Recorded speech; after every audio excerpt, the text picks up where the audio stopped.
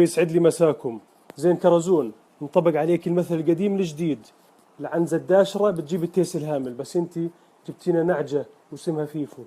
لك انت اللي جبتي المسبات والشتايم والاهانات للنشام والنشميات الاردنيات على لسان التافه المقلعط السقيط اللي اسمه فيفو. وقلت لك زين كرزون، معقولة هالقد طلعتي حارقة دمون ولك تعسيه هون؟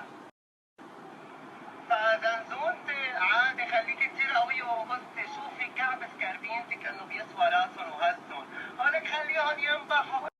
روحوا ماما التحيوا لكم شوي، هلا في انتخابات بيطلع لكم كم درهم، لانه هدول اللي عم بيطلعوا بيشتروكم بدينار. يلا يا كلاب، اعطوني كانه كفاره اكلت بنتف يا بهائم.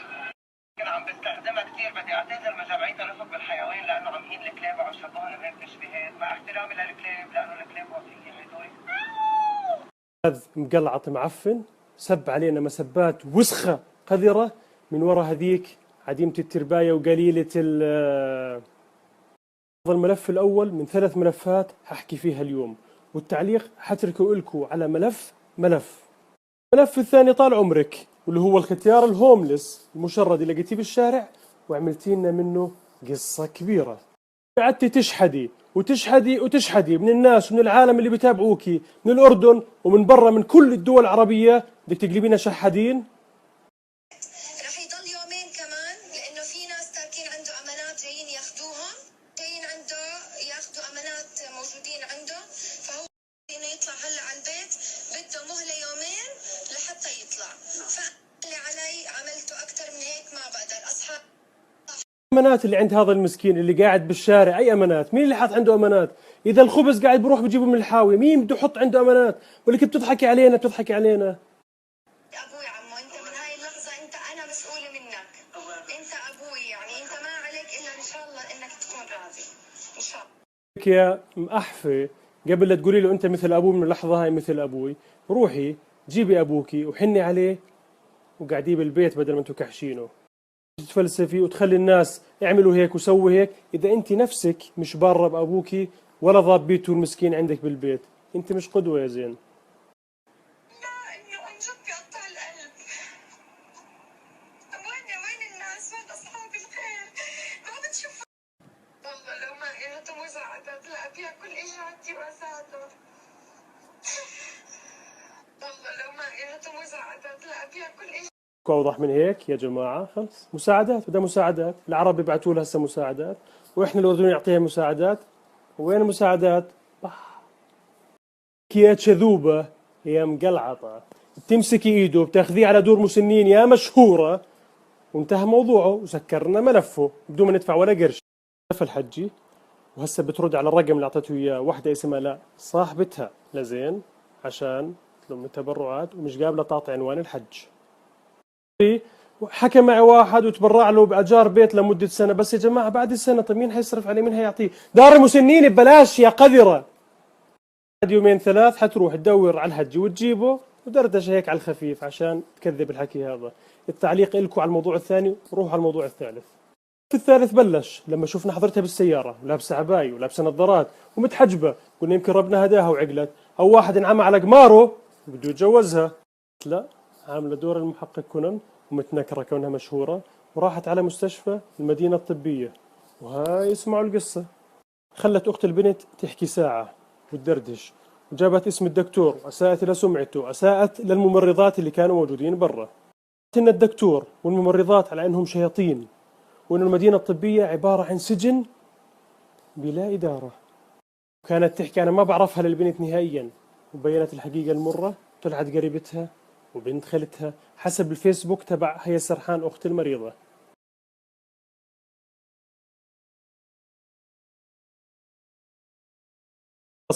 روحت بالسيارة ودموع التماسيح بعيونها بتبكي وبتسوق وبتصور. تخيلوا، الله يلعن أبوه اللي علمك التمثيل، يلعن أبوه. بيوم أو 2 توفى جمان السرحان، الله يرحمها ويتغمدها بواسع رحمته، وفتحت مناحة، وبعد بساعة طلعت ترقص على الأغاني بسيارتها. قمة التناقض. طبعا من ضمن الحكي طلبت من البنت تحكي عن وضعها المادي وقالت إن وضعنا تحت الصفر، وبعدين بعد ما طلعت شكرا يا ناس اللي حكوا معي عشان بدهم يتبرعوا لها. بالمرتين بالحالتين كان الغاية تجميع فلوس من العالم اللي برا وتكسب تعاطفهم. بس لشو؟ هسه حقول لكم لشو. بريس طلع داخله من ضمن استفتاء وتصويت وبدها تكسب تعاطف الناس، وعملت هذا الأكشن الوسخ القذر اللي زيها.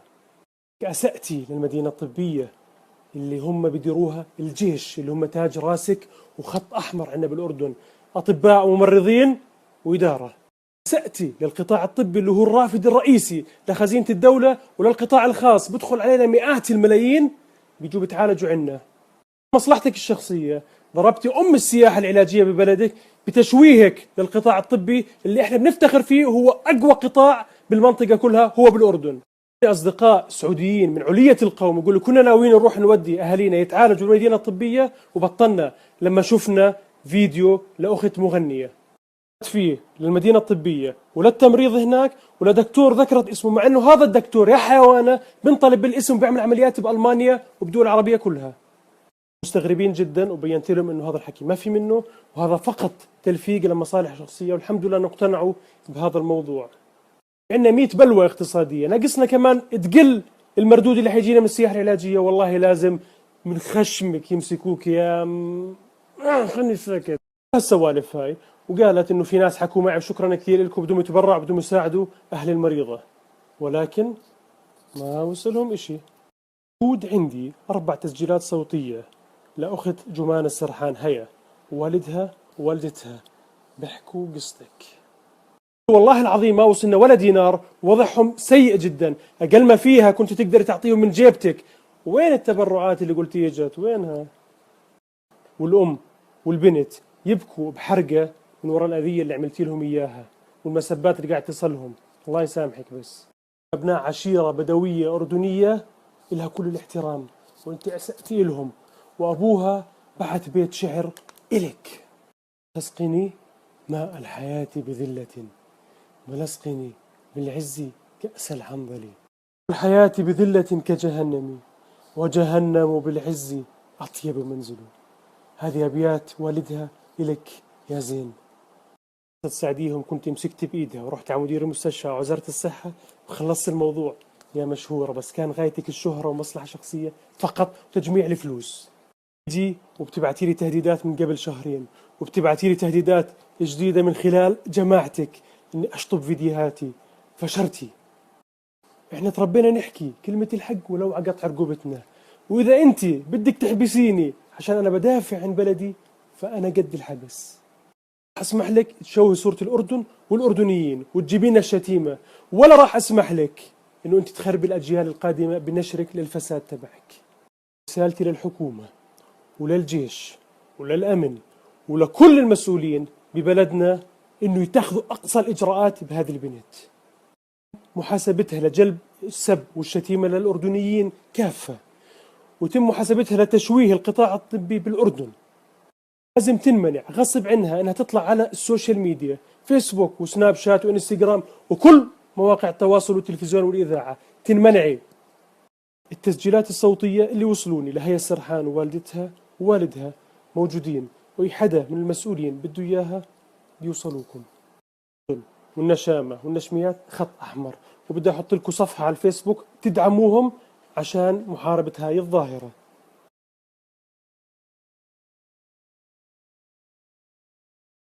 بس الكلام يا أم بريس، بس ضل شغلة واحدة بدي أذكرك فيها.